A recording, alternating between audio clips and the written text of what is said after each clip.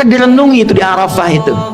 Taubat dia, kenali dirinya, tahu kemana ia berkehidupan, kemana ia berakhir, kemana ia pulang.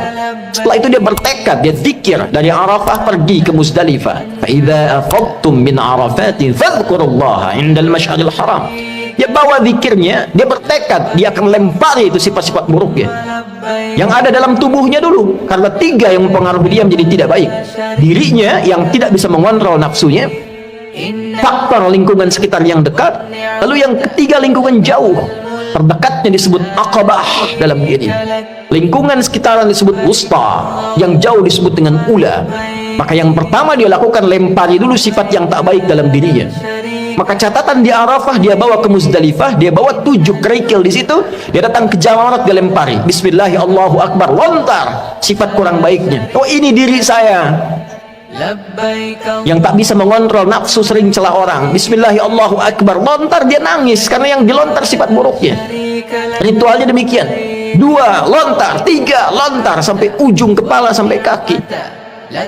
Setelah dia melontar, dia menghadap ke arah kiblat, lalu dia berkomitmen, inni wajjahtu wajhiya lilladzi fatara as-samawati wal arda hanifan musliman wa ma ana minal musyrikin inna salati wa nusuki wa mahyaya wa mamati lillahi rabbil alamin la syarika lah wa bidzalika umirtu wa ana minal muslimin wa ana awwalul muslimin. Ya Allah, detik inilah aku pasrahkan diriku sepenuhnya kepada Engkau, penguasa semesta.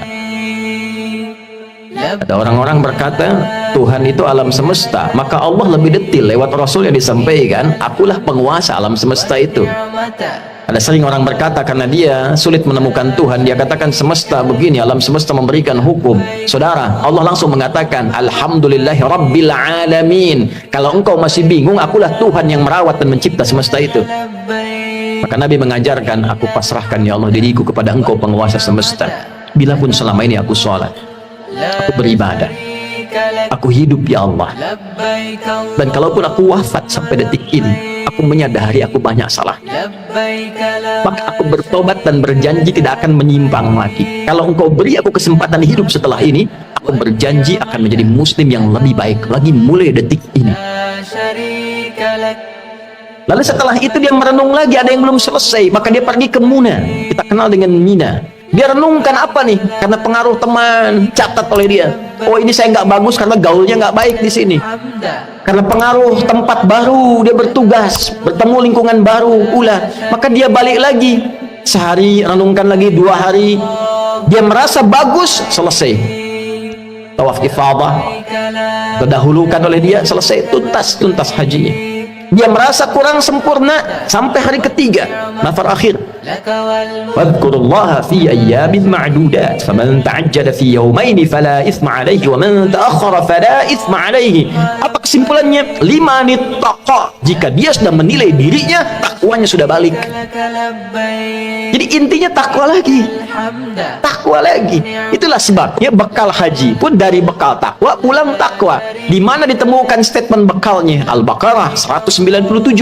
Al-hajju ashhurun ma'lumat faman farada fihinna al-hajj fala rafatha wala fusuqa wala jidala fil hajj wa ma taf'alu min khairin ya'lamuhu Allah wa tazawwadu fa inna khairaz zadi taqwa.